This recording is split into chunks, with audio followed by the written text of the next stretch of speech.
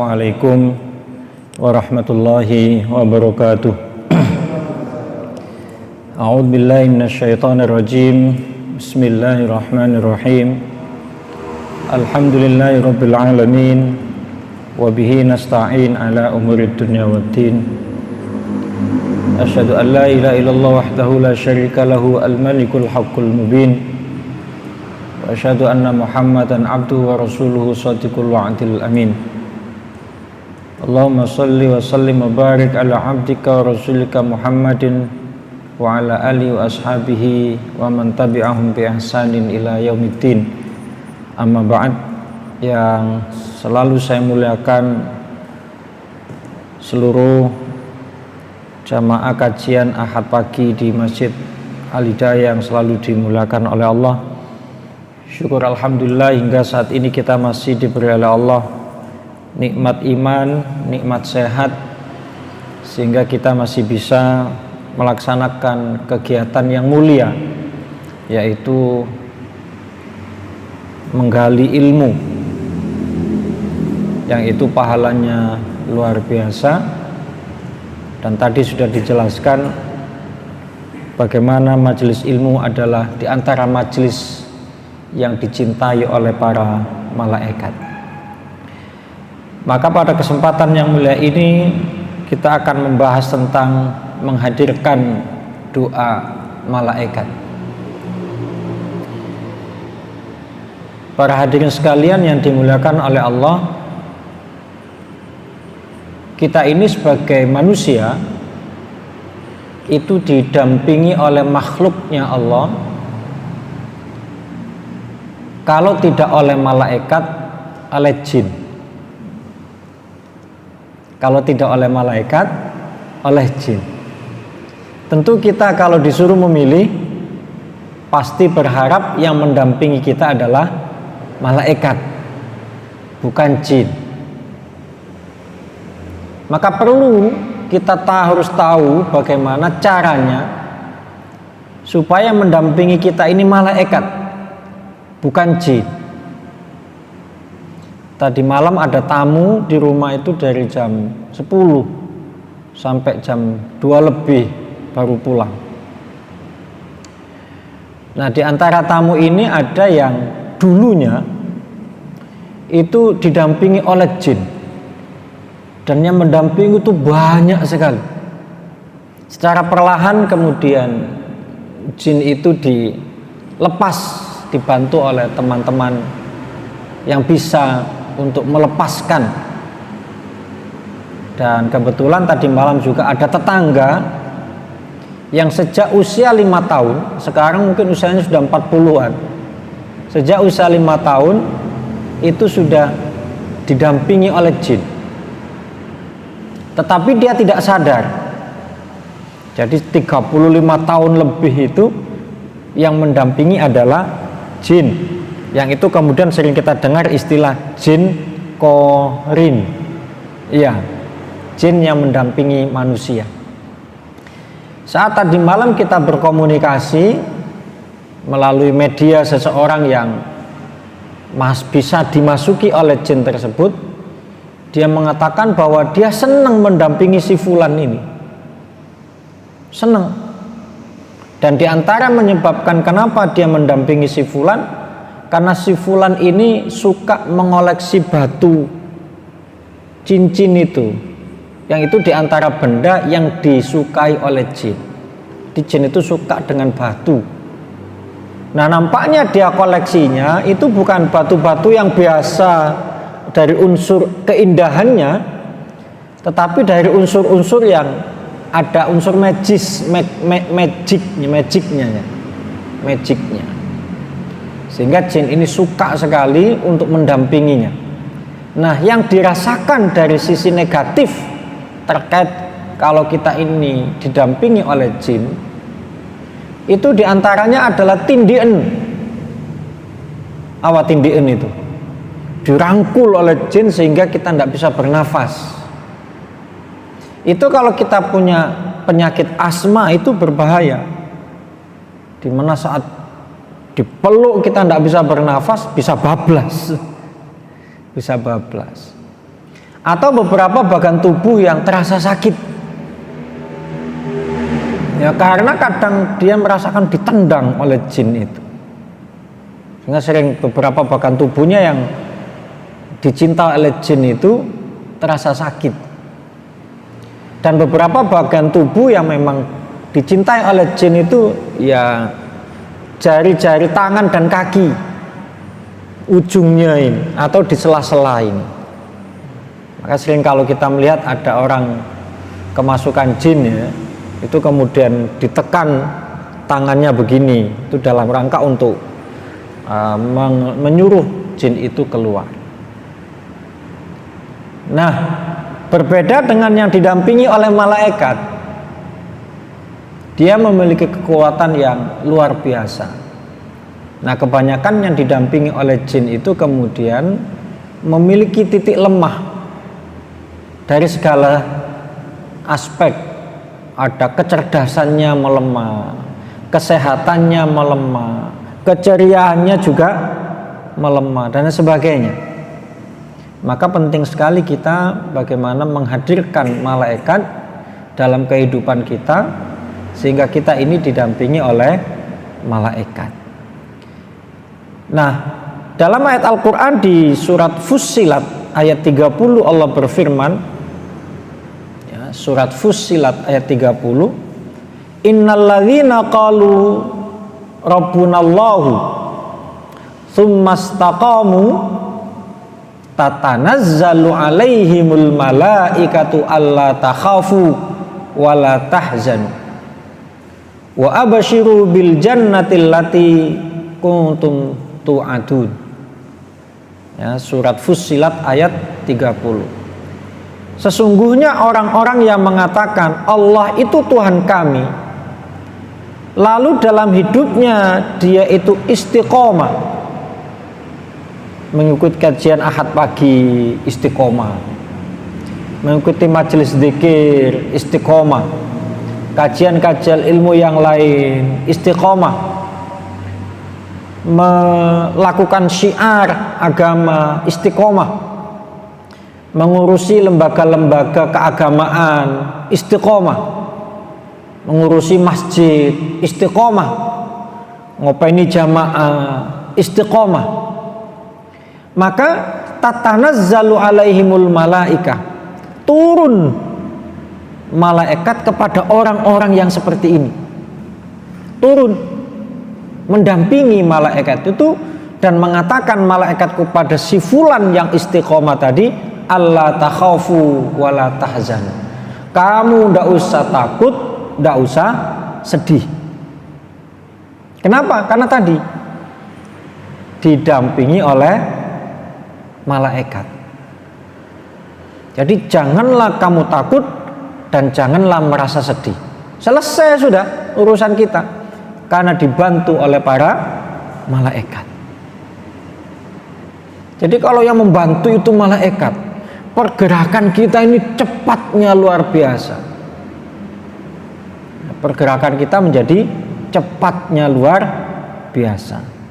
Jadi innalladzina qalu rabbunallahu tsumastaqamu tatanazzalu alaihimul malaikatu alla takhafu wala tahzanu. Jadi orang yang istiqomah akan didampingi oleh para malaikat. Kemudian malaikat itu mengatakan, janganlah kamu takut dan janganlah merasa sedih.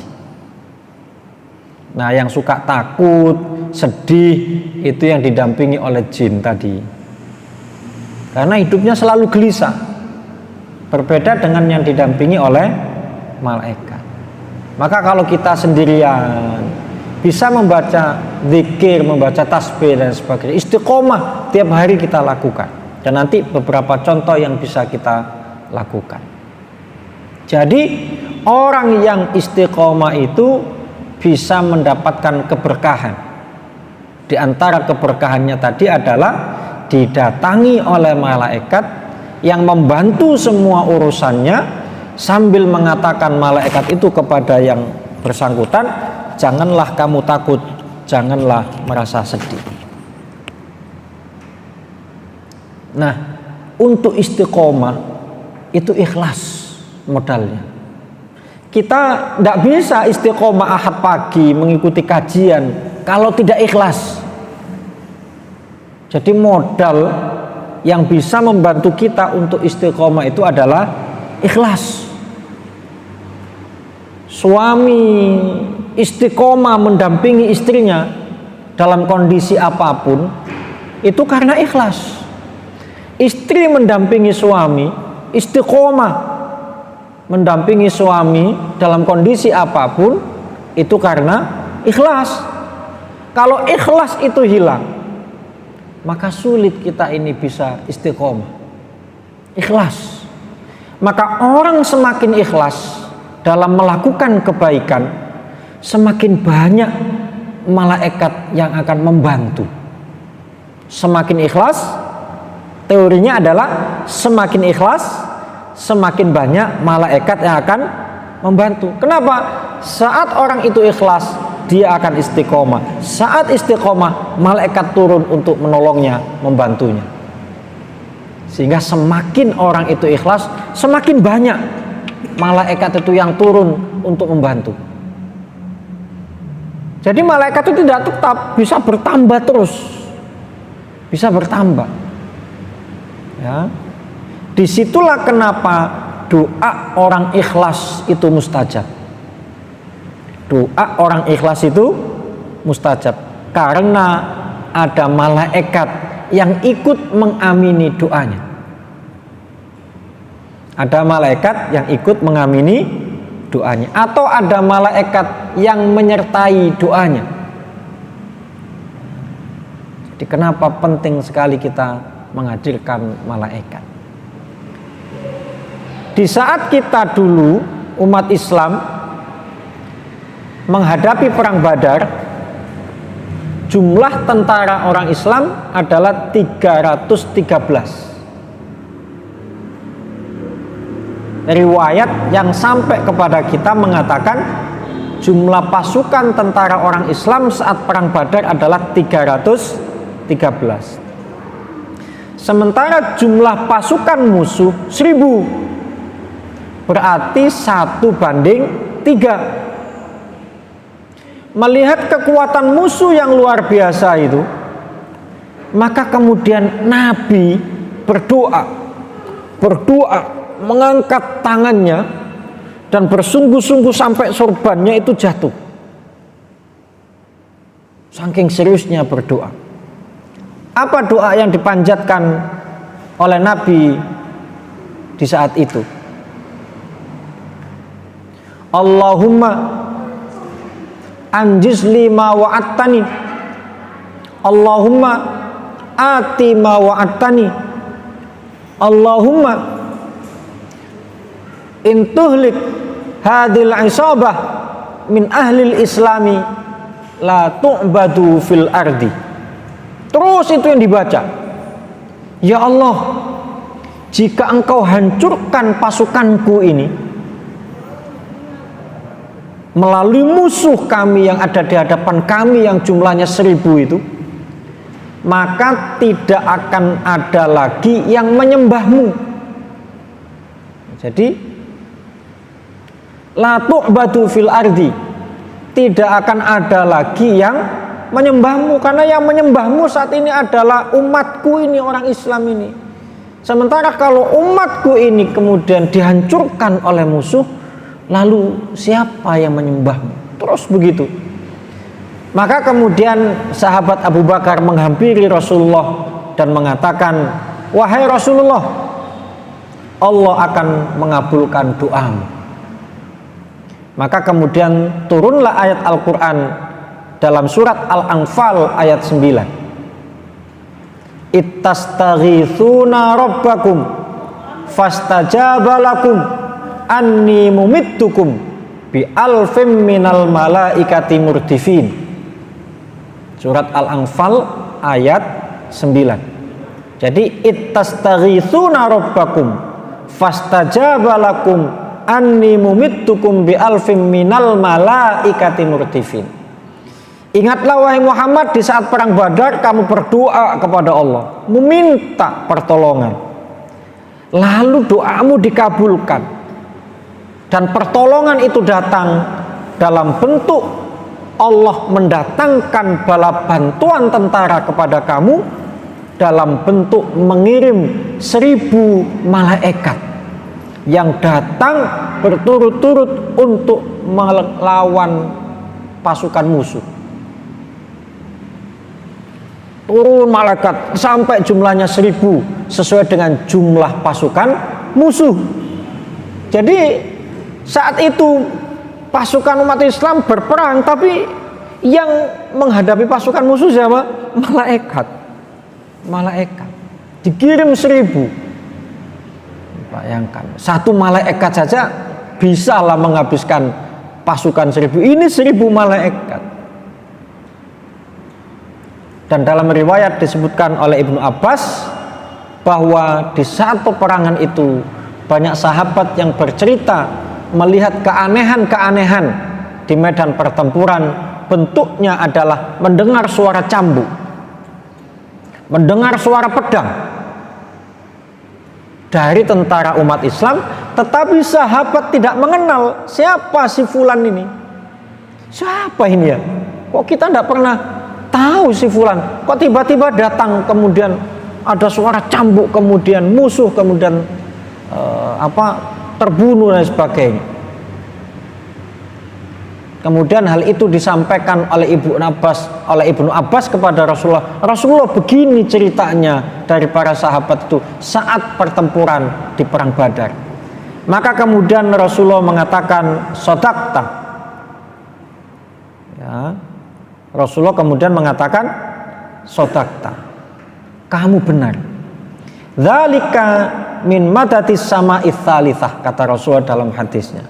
Itu adalah pasukan yang datang dari langit.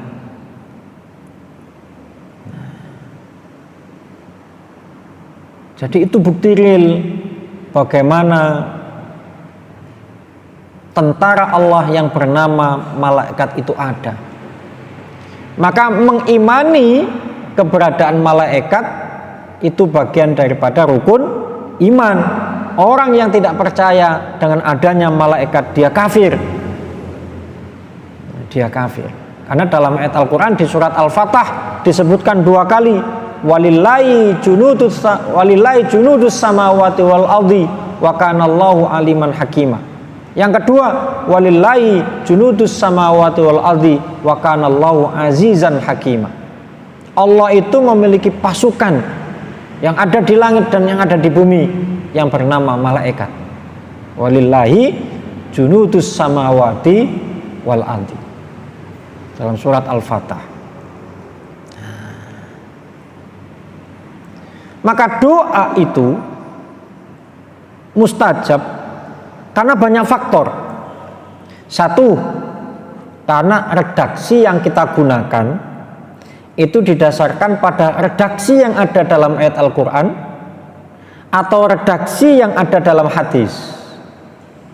Itu yang kemudian disebut dengan ad-du'a al-ma'thur atau al-ad'aya al-ma'thurah. Ma'thurah itu karena ditemukan dalam ayat Al-Quran atau di dalam hadis.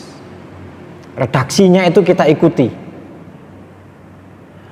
Itu bagian dari doa yang mustajab. Redaksinya itu kita ambil dari Al-Quran atau dari hadis. Jadi betul-betul ma'thur. Atau yang berdoa itu orang yang spesial. Yang berdoa itu adalah orang yang spesial. Atau yang berdoa bukan orang spesial, tetapi yang mengamini itu spesial. Nah, disinilah malaikat itu berperan. Kita berdoa, kita bukan orang spesial, tapi ada malaikat yang mengamini. Maka kadang kita ini terucap satu kata atau satu kalimat, kemudian terjadi setelah itu. Itu karena diantaranya ketika kita mengucapkan satu kata atau satu kalimat tadi, ada malaikat lewat dan malaikat mengamini kata atau kalimat tadi itu, maka terjadilah. Maka hati-hati ketika mengucapkan satu kata atau satu kalimat, kemudian ada malaikat lewat. Hati-hati.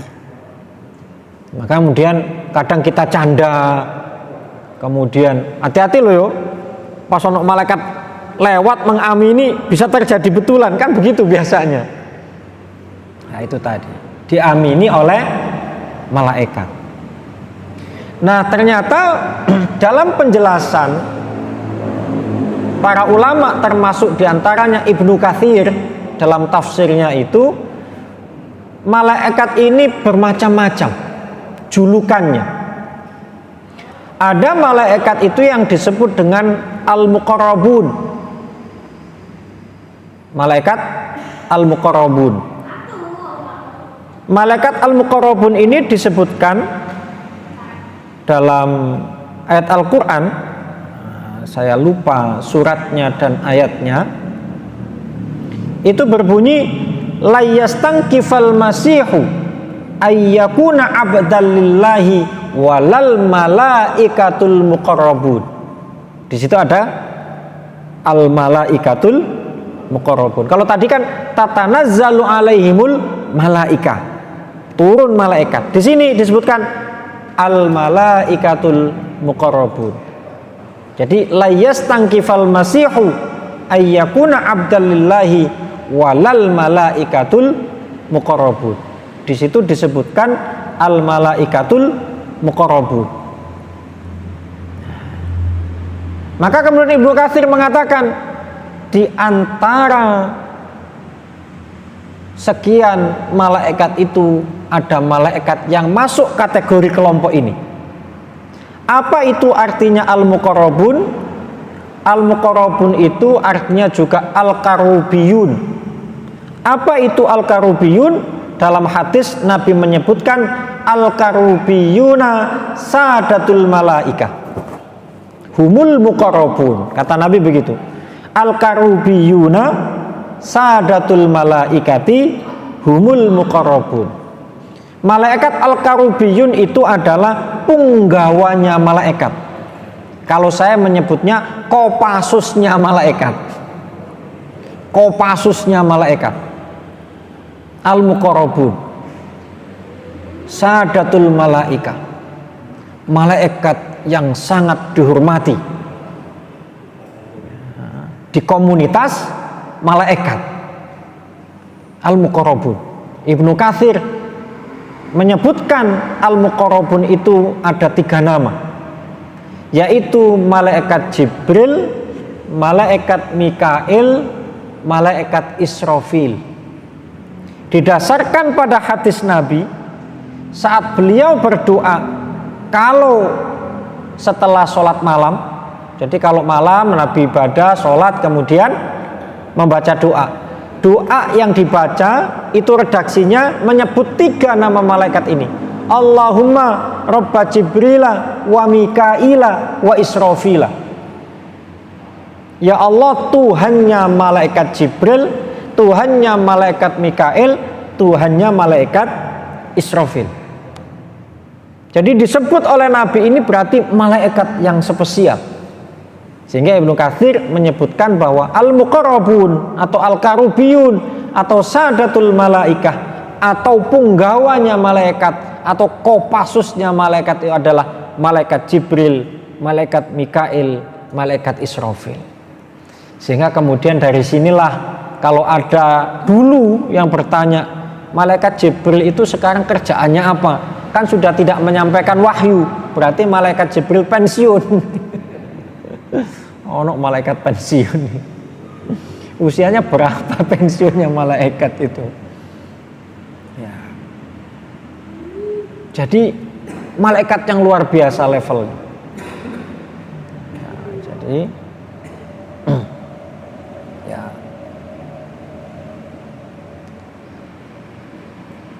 Nah, dalam penjelasannya 3 malaikat ini tadi siapa? Jibril, Mikail, Israfil, itu bintangnya berbeda. Malaikat Jibril itu ibaratnya bintang 3. Bintang 3. Satu bintang julukannya Al-Muqarrabun, Al-Muqarrabun tadi atau Al-Karubiyun. Satu bintang lagi, bintang yang kedua itu julukannya adalah Safirul Malaika, duta, dubes, duta besar.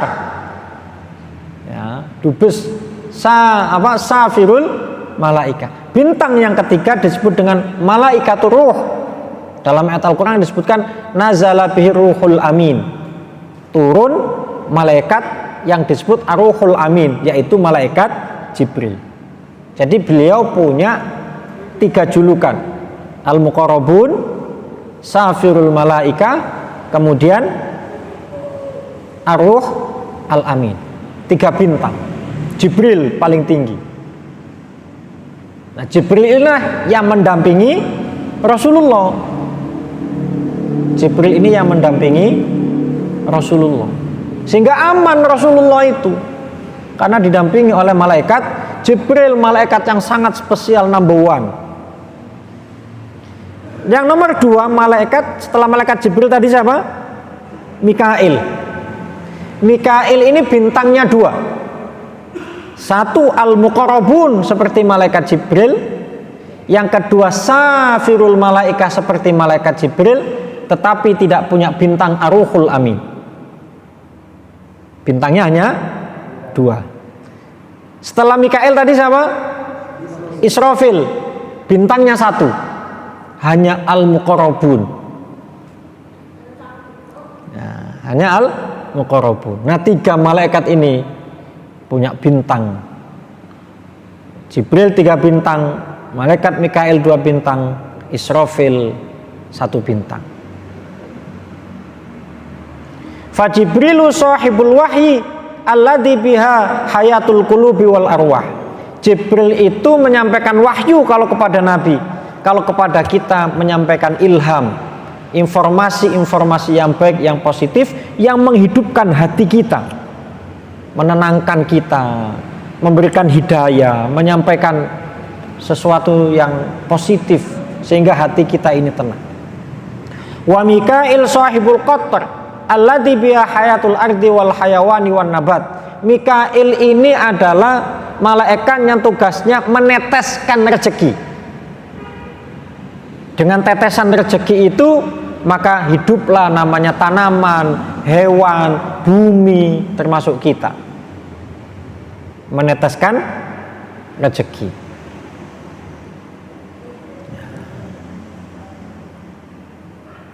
Ini malaikat Al-Muqarrabun. Ada kelompok yang kedua disebut dengan Malaikatu Hamalatil Arsh, malaikat penjaga arsy. Nah, Bapak Ibu, malaikat ini alamnya itu adalah arsy. Jadi mereka ini hidupnya di arsy, sehingga arsy itu disebut dengan istilah sarirul malaikah, tempat bersemayamnya para malaikat, tempat tinggalnya malaikat, arsy. Nah, mereka ini di antara malaikat ada yang bertugas untuk menjaga arsy ini, bagian keamanannya arsy, kira-kira begitu ya. Hamalatul arsy ya, hamalatul arsy. Jumlahnya ada 4 sekarang ini. Nanti saat hari kiamat datang ditambah lagi oleh Allah 4 sehingga menjadi 8. Dalam ayat Al-Quran di surat Al-Haqqah, surat Al-Haqqah ayat 17, Allah menyampaikan wa yahmilu arsya rabbika fawqahum yauma idin thamaniyah. Ya. Wa yahmilu arsya rabbika fawqahum yauma idin thamaniyah. Pada saat hari kiamat itu yang menjaga arsy itu ada 8 malaikat, thamaniyah. Sekarang ada 4 dijelaskan dalam surat Ghafir ayat 7. 4 alladzina yahmilunal arsya, yang menjaga malaikat.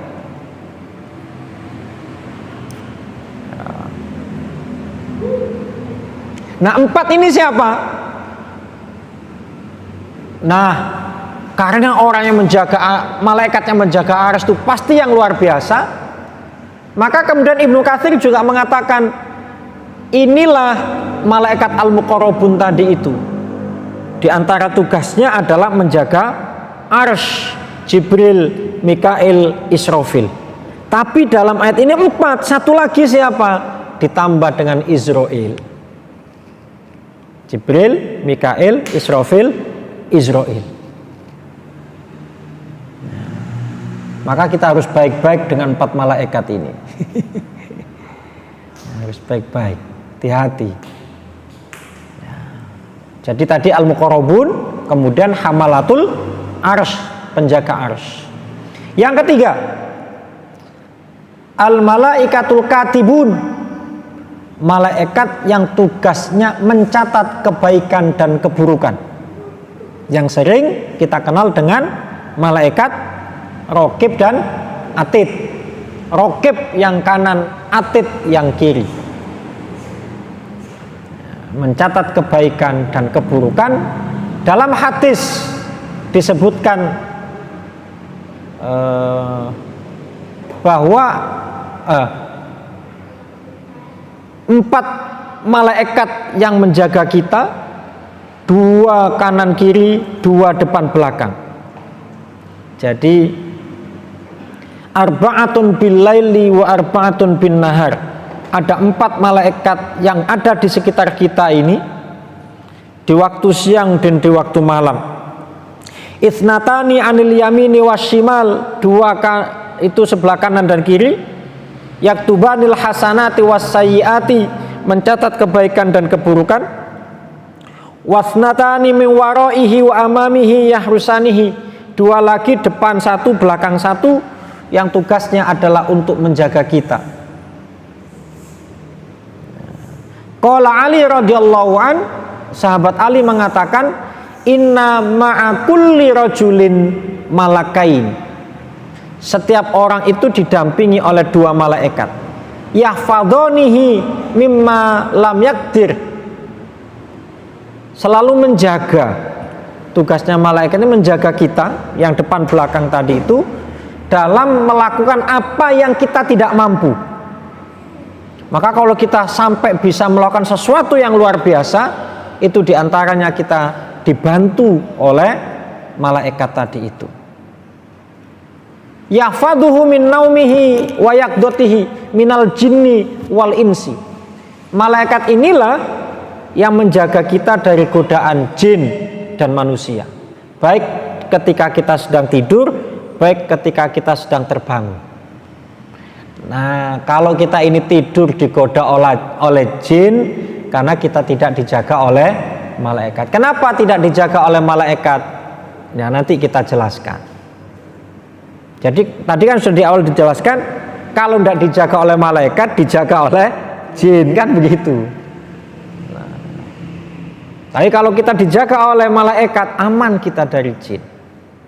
Dalam ayat Al-Quran di surat Ar-Ra'd ayat 11, surat Ar-Ra'd ayat 11, lahu mu'aqqibatum min baini yadayhi wa min khalfihi yahfadunahu min amrillahi.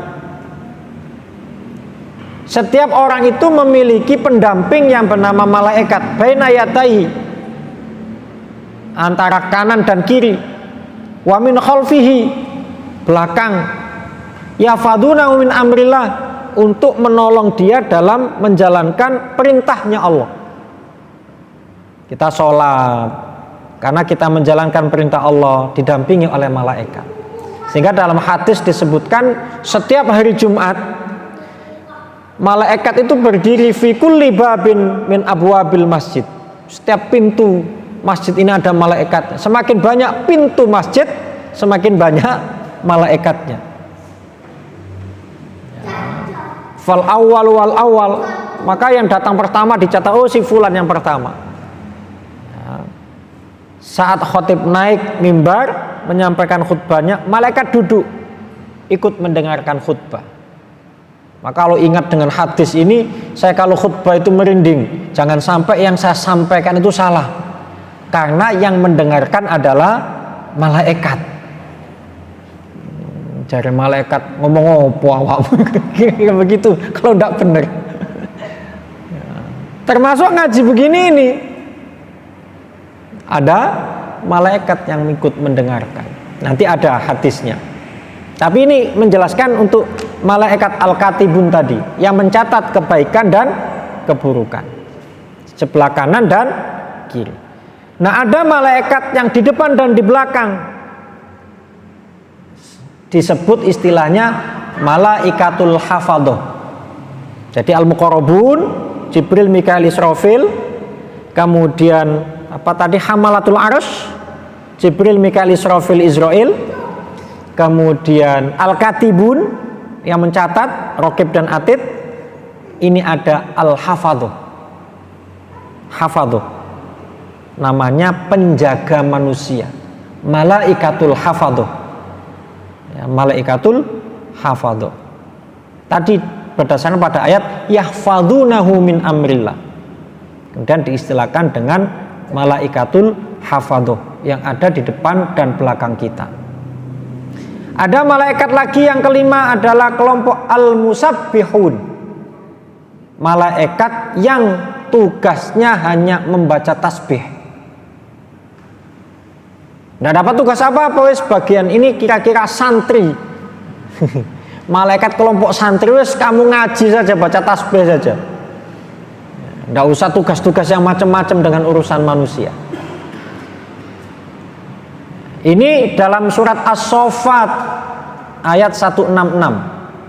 As-Saffat 166. Wa inna lanahnul musabbihun. Wa inna lanahnul musabbihun. As-Saffat 166. Dan kami adalah komunitas yang membaca tasbih tulat dahar, sepanjang masa. Tulat dahar, sepanjang masa. Apa tasbih yang dibaca? Fahum yaquluna subhanallah wa bihamdi subhanallahil azim. Yang dibaca apa? Subhanallah wa bihamdi subhanallahil azim. Maka kalau kita ingin didampingi oleh malaikat al-musabbihun duduk bersama kita, maka kita membaca tasbih subhanallah wa bihamdi subhanallahil azim, langsung connect itu, wah si fulan membaca itu, malaikat ke situ untuk ikut mendampinginya membaca tasbih. Al-musabbihun tulat dahar billaili wan nahar, siang malam tulat dahar sudah membaca tasbih itu, nggak capek. Dunia malaikat berbeda dengan dunia kita. Seandainya kita bisa mendengarkan itu, waduh suaranya itu luar biasa. Maka kita dikasih keterbatasan itu dalam rangka untuk menyempurnakan kita supaya kita ini tidak gelisah. Kita dikasih kelebihan bisa melihat makhluk lain aja sudah gak karu-karuan, apalagi ditambah bisa mendengarkan suara tasbihnya malaikat, apalagi bisa mendengarkan suara tasbihnya makhluk Allah, hewan, tumbuhan. Waduh, kira-kira hidup kita itu tidak tenang. Al-musabbihun. Ada lagi malaikat yang keenam, as-sayyahun. As-sayyahun, malaikat yang tugasnya berkeliling mencari orang yang berzikir. Kayak satpam kan keliling, tapi kadang satpam tuh keliling nggak pas waktunya. Pas ada judi nggak keliling, judinya bubar baru keliling, sehingga laporannya aman bos, padahal nggak aman. Tapi ini kalau malaikat ada orang berzikir, langsung itu datang, langsung datang melihat siapa yang berzikir. Dalam hadis yang diriwayatkan oleh Abi Hurairah, ya, dari Abi Hurairah, Nabi bersabda, Inna lillahi ta'ala malaikatun yatufuna fit turqi yaltamisuna ahla dzikri. Sesungguhnya Allah itu memiliki malaikat yang ditugasi untuk berkeliling di jalan-jalan Ya pokoknya di lokasi sekitar kita ini untuk mendatangi orang atau kelompok ahli zikir. Seperti majelis ilmu begini. Oh, di Masjid Al-Hidayah ada, maka malaikat datang. Menyimak bersama kita. Menyimak bersama kita. Jadi kita ini sedang dikeliling juga oleh malaikat. Ini namanya malaikat as-sayyahun. Inilah malaikat yang penting untuk kita diantaranya, karena malaikat as-sayyahun inilah yang akan melaporkan apa yang kita lakukan saat kita ini berada di majelis ilmu atau majelis zikir.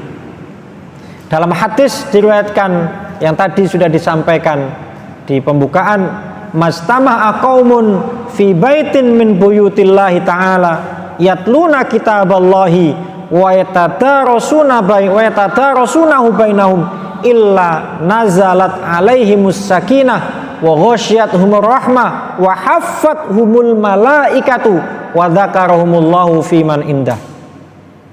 Jika ada satu komunitas berkumpul dalam satu tempat atau di satu masjid, buyutillah, rumah Allah, kemudian di situ membaca kitab Al-Qur'an, ya, membaca kitab suci Al-Quran atau mengkaji kitab suci Al-Quran itu di antara mereka, mengkaji isinya, maka turunlah yang namanya sakinah, ketenangan untuk orang-orang itu. Sehingga kalau kita ini gelisah, punya masalah, dianjurkan membaca Al-Quran karena diturunkan oleh sakinah itu. Kemudian diturunkan juga rahmatnya Allah, dikelilingi oleh malaikat, haffathumul malaikat, dikelilingi oleh para malaikat. Kemudian malaikat yang menyebut si fulan yang hadir, dilaporkan kepada Allah. Dalam hadis yang lain, la yaqudu qaumun yadhkurunallah azza wa jalla illa haffathumul malaikah wa ghasyiyatuhumur rahmah wa nazalat alaihimus sakinah. Redaksinya sama, hanya susunan kalimatnya yang berbeda. Di sini disebutkan bahwa siapa yang duduk kemudian di situ menciptakan satu majelis zikir atau kajian majelis ilmu, maka kemudian dikelilingi oleh malaikat. Nah, dikelilingi oleh malaikat itu disebutkan di pertama. Kalau tadi disebutkan di terakhir. Nah, redaksinya berbeda, tapi isinya sama. Maka supaya kita ini dikelilingi oleh malaikat, tadi menghadirkan doa malaikat yang membuat majelis zikir, majelis ilmu semacam ini. Nah, di saat begini inilah kita berdoa sambil mendengarkan, ya sambil terucap di mulut kita doa, sambil terucap di mulut kita doa. Nah, jadi ada orang tuh begini, setiap ada majelis ilmu, kemudian dalam perjalanan misalkan ada majelis ilmu, berhenti duduk di situ, ikut. Yang penting duduk saja di situ, ingin dapat doanya malaikat. Ada sampai begitu. Wes pokoknya ada majelis ilmu apapun, majelis zikir apapun, duduk untuk mengharapkan doanya malaikat tadi itu. Ya. Dan malaikat mengabsennya. Dalam hadis yang lain, annallaha yubahil malaikah bi jama'atin minas sahabah jalasu yadhkurunallaha ta'ala. Dalam hadis yang lain, yastahibbul julusa fi halaqidz dzikri. Allah itu memuji habis-habisan. Allah itu memuji habis-habisan kepada malaikat jamaah yang berkumpul di majelis zikir. Jadi kalau ada jamaah majelis zikir begini, kemudian malaikat melaporkan kepada Allah di Masjid Al-Hidayah ada kajian. Ditanya sama Allah, apa yang dikaji? Oh, mereka mengkaji tentang dunia kami, Allah. Bicara tentang dunia malaikat. Siapa aja yang hadir, kata Allah? Si fulan. Nah, si fulan itu apa saja yang di dalam hatinya, isi doanya apa? Oh, si fulan ini doanya ini, si fulan ini doanya ini, dan terusnya. Diabsen oleh malaikat. Malaikat itu tahu. Dilaporkan kepada Allah, maka kemudian Allah memuji habis kepada malaikat kita yang hadir ini. Si fulan itu ini doanya saya kabulkan, si fulan ini doanya saya kabulkan, si fulan ini doanya saya kabulkan. Itu luar biasanya. Maka sering-seringlah duduk berzikir. Sering-seringlah duduk berzikir. Supaya kita ini didatangi oleh malaikat yang as-sayyahun tadi, yang tugasnya berkeliling mendatangi orang yang berzikir kepada Allah. Panjang sekali hadisnya, tapi intinya begitu. Jadi keliling. Ada lagi malaikat itu, malaikatul hafadhah tadi yang menjaga kita billaili wan nahar, yang depan belakang tadi itu sama kanan kiri itu bergantian. Istilahnya kalau satpam itu kan, atau kita bekerja itu ada shiftnya, ada shift siang, ada shift malam. Nah, shiftnya apa? Ada hadis Nabi menjelaskan begini, ya ta'aqabuna fikum malaikatun bil-laili wa malaikatun bin-nahari wa yajtami'una fi sholatil fajri wa sholatil asri thumma ya'rujul ladzina batu fikum fayas'aluhum rabbuhum wa huwa a'lamu bihim kaifa taraktum ibadi fayaquluna taraknahum wa hum yusallun wa atainahum wa hum yusallun muttafaqun alaih an Abi Hurairah. Jadi hadis Sahih Muslim dari Abi Hurairah. Nabi bersabda, kalian itu sedang diawasi oleh malaikat di waktu siang dan juga di waktu malam. Sehingga ada malaikat yang tugasnya siang, ada malaikat yang tugasnya malam. Mereka bertemu, tukar shiftnya tadi itu, pada saat sholat subuh dan sholat asar. Yang tadi turun saat sholat subuh, nanti naik sholat asar. Yang tadi naik sholat subuh, nanti turun sholat asar. Bergantinya itu. Sehingga dua sholat ini yang sering ditinggalkan oleh umat Islam ini, yang harus dijaga. Ini. Sehingga ada ulama yang menafsirkan ayat hafidhu ala sholawati was sholatil wusto. Jagalah sholat 5 waktu dan sholat wusto. Sholat wusta itu ada yang memaknai sholat asar, karena di situ ada perjumpaan malaikat yang tugas turun dan tugas naik.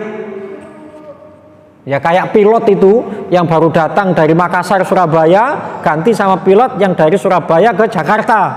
Nah, kemudian ngasih tahu ini tadi begini. Malaikat juga begitu dalam hadis ini. Jadi turun subuh, naik asar, turun asar, naik subuh. Komunikasi malaikat ini ketemu. Nah, malaikat yang tadi subuh naik itu ditanya sama Allah, kaifa taraktum ibadi, si fulan itu yang kamu jaga, kita kan dijaga oleh malaikat tadi, Al-Katibun, Raqib Atid sama Hafadhah tadi, depan belakang itu. Si fulan yang kamu awasi itu sedang apa waktu kamu tinggal tadi sholat subuh? Jawabannya 2 atau lebih dari 2. Pokoknya kalau kita lagi sholat, maka malaikat bilang taraknahum wa hum yusallun. Saat kami tinggal tadi ya Allah, waktu sholat subuh, dia sholat subuh. Bagus. Yang repot, taraknahum wa hum yanamun, kami tinggal dia tidur. Terus sembahyang subuh tak dorong, tidak tahu, pokoknya kami tinggal masih tidur. Laporannya lebih parah lagi, taraknahum wa hum yaksun, kami tinggal dia sedang dugem bermaksiat, belum pulang sampai subuh. Jadi laporannya itu. Nah, pas malaikat yang tadi naik subuh kan kemarin asar turun, ditanya, wa kaifa ta'tuna ibadi, saat kamu turun itu kondisi hambaku si fulan tadi ngapain? Yang sholat, maka malaikat mengatakan atainahum wa hum yusallun. Saat kami turun kemarin asar itu dia juga sedang sholat ya Allah. Oh, bagus itu. Muttafaqun alaih. Jadi harus dijaga ini sholat subuh sama sholat asar. yang sering disepelekan oleh banyak orang. Subuh tidur, asar sibuk masih bekerja. Karena jam istirahat kantor itu siang, bukan asar, waktunya pulang. Waktunya pulang. Nah, jadi sholat subuh dan asar. Tadi majelis ilmu, sholat subuh terus sholat subuh dan asar. Kemudian yang lain adalah mendoakan orang lain. Yang tadi sudah disampaikan di pembukaan juga. Kenapa kita harus selalu mendoakan saudara-saudara kita yang tidak hadir? Karena ini dakwatul mar'il muslimi li akhihi bidhahril ghaibi mustajabah. Doa seseorang untuk temannya yang temannya tidak tahu kalau kita doakan. Yang tidak hadir kan tidak tahu kalau tadi kita doakan apa gitu. Kita mendoakan mereka yang tidak diketahui oleh yang bersangkutan, mustajabah, akan dikabulkan. Kenapa dikabulkan? Inda ra'sihi malakun muwakkalun bihi. Saat kita mendoakan itu ada malaikat yang mendengarkan di dekat kita. Di dekat kita ini malaikat mendengarkan doa kita. Kullama ta'ali akhihi, setiap kita membaca doa itu malaikat bilang amin, kemudian qalal malakul muwakkalu bihi amin walaka bimusul. Jadi kita membaca doa tadi malaikat amin, amin, kamu juga akan dapat yang serupa. Maka kalau ingin kaya, doakan saudara kita kaya. Kalau ingin sehat, doakan saudara kita sehat. Kalau ingin selamat dunia akhirat, doakan saudara kita selamat dunia akhirat. Maka tidak boleh kita mendoakan orang lain celaka. Tidak ada perintahnya. Tidak ada perintahnya. Yang ada apa? Doaul madlum.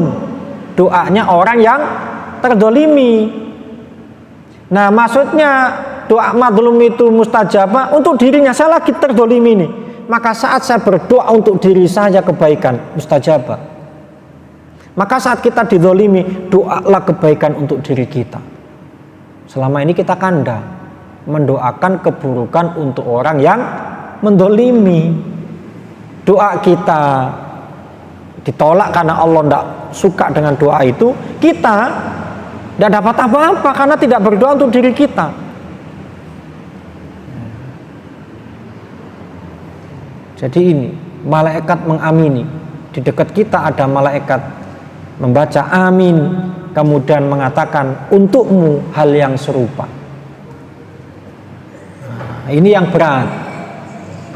Kita ini mendoakan orang lain kebaikan padahal gratis, tidak bayar, itu yang tidak mau. Mintanya dibayar. Mintanya dibayar. Tungakno aku apa wani piro? Enggak ada. Padahal tidak mengeluarkan apa-apa kita berdoa itu. Tapi kalau mendoakan orang lain celaka, itu semangatnya luar biasa. Bahkan kita ini kadang mau membayar supaya orang lain celaka. Buktinya apa? Minta ke kiai, ke dukun, wis pokoknya saya ingin dia celaka, ini saya bayar. Luar biasa. Yang terakhir, menjaga wudhu. Menjaga wudhu. Sederhana tapi luar biasa. Sederhana tapi luar biasa. Menjaga wudhu. Batal wudhu, dan kita jaga jangan sampai batal. Ini orang yang pertama kali mengamalkan itu keluhannya mesti setiap saya mencoba habis wudhu langsung batal. Memang ujiannya begitu. Jaga jangan sampai batal. Kalau batal wudhu lagi. Nah, kita ini sama suami istri itu kan muhrim, tapi kan membatalkan. Ada muhrim yang tidak membatalkan wudhu, ada muhrim yang membatalkan wudhu. Muhrim yang tidak membatalkan wudhu saudara kita, adik kakak, itu muhrim tidak membatalkan wudhu. Tapi ada muhrim yang membatalkan wudhu, suami istri. Ya, kalau tidak penting banget, tidak usah sentuhannya biasa gitu, kita jaga. Kenapa? Wajah min hadithi Ibni Abbas, hadis dari Ibnu Abbas. Annan nabiyya qala, Nabi bersabda, tohiru hadil ajsada toharakumullah. Bersihkan fisik kita ini, sucikan fisik kita ini, Allah akan mensucikan diri kalian. Fa innahu laisa abdun, yabitu tahiron illa bata ma'ahu fi syi'arihi malakun. Sebab jika hamba Allah atau umatku itu dia selalu menjaga wudhunya baik di waktu siang maupun malam, maka dia selalu didampingi oleh malaikat. Kemudian doa yang dibaca oleh malaikat untuk kita yang menjaga wudhu, Allahumma ufirli abdika, ya Allah ampuni dosa-dosa hambamu itu, fa inna ubata tahiron, karena dia menjaga wudhunya. Kalau kita dosa kita diampuni, selamat kita ini dunia akhirat. Menjaga wudhu sederhana tetapi luar biasa. Jadi sucikan fisik kita ini agar Allah mensucikan kita, karena siapapun yang menjaga kesucian dirinya, menjaga wudhunya, maka malaikat selalu berada di sampingnya dan berdoa untuknya, ya Allah ampuni dosa hambamu itu, karena ia selalu dalam kondisi suci atau menjaga wudhunya. Menjaga wudhu tidak berat kok, menjaga wudhu itu.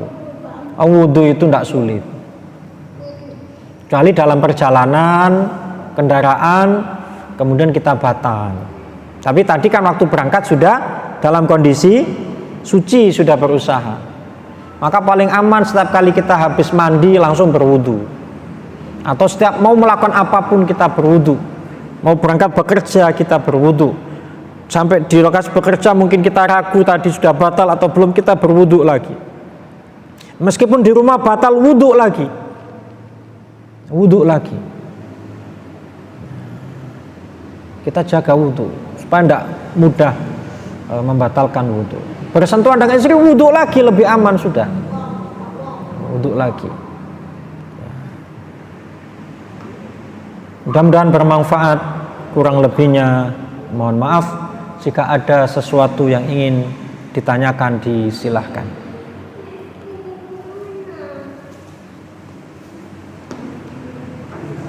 Ye.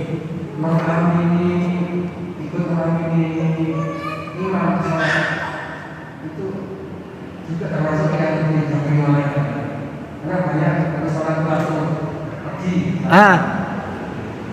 Terima kasih atas pertanyaannya. Ini yang juga penting. Saat kita ini sholat, tempat yang kita tempati sholat itu menjadi barokah. Maka doa yang mustajab diantaranya adalah doa setelah kita sholat di tempat kita sholat. Habis sholat kita langsung pergi, itu kerugian besar, karena kita mau metik hasilnya tadi itu. Duduk berdoa dulu di tempat di mana kita tadi sholat, baik sholat fardu maupun sholat sunnah. Majelis tempat kita sholat itu menjadi barokah. Nah makanya banyak orang sholat di waktu gak ada perubahan, lah gak ndonga, sholat toh. Tidak mengambil jackpotnya itu tadi loh, jackpotnya itu. Duduk dulu di situ tempat kita sholat tadi itu, duduk dulu baca doa. Ya kan yang dulu kita sampaikan tentang istri Imran itu, kullama dakhala 'alaiha Zakariyal mihraba wajada indaha rizqa. Kemudian hunalika da'a Zakariya rabbah. Wah, pokoknya saya harus berdoa nanti di mihrabnya istrinya Imran itu untuk saya baca doa di situ. Jadi tempat kita sholat itu, kita sudah menciptakan satu tempat yang mustajab, tempat sholat.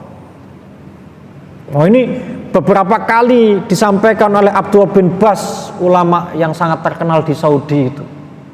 Beliau selalu mengingatkan, jangan kamu lewatkan membaca doa di tempat di mana kita sholat. Setelah sholat itu majelis yang barokah, tempat yang mustajab, dan waktu yang mustajab, tempat dan waktunya. Tempatnya kita pakai sholat, waktunya karena kita habis sholat. Di situ. Di situ. Jadi terima kasih sudah mengingatkan itu. Ini Oh ya, tidak apa-apa. Tidak apa-apa. Ikut mengamini juga tidak apa-apa, kita doa sendiri juga tidak apa-apa, kemudian kita pergi karena ada keperluan yang lain. Tidak apa-apa, itu pilihan saja. Yang penting jangan sampai kita meninggalkan berdoa. Karena kadang kita doa yang kita panjatkan itu lebih khusyuk karena kita ngerti. Yang dibaca imam kadang enggak ngerti. Kadang ada imam yang egois, doa untuk dirinya sendiri. Masalah hidupnya itu yang disampaikan dalam doa, tidak mewakili masalah hidup jamaahnya, gitu kan. Enggak apa-apa. Ya. Masih ada lagi yang lain. Nggih, monggo.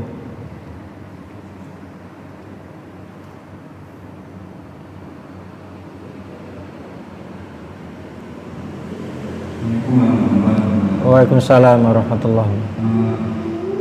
Berdoa atau berpikir dalam posisi datar ya, misalnya kadang pikiran kita mengenalkan kasihan dan sebagainya itu keluar angin itu kan datar itu amalan kita bisa diterima mungkin kalau doa dan berpikir itu yang pertama. Yang kedua, saya lihat kita setelah sholat berjamaah kita mungkin bergeser ya, setelah sholat itu bergeser ke tempat aja lalu berdoa di tempat itu kira-kira bisa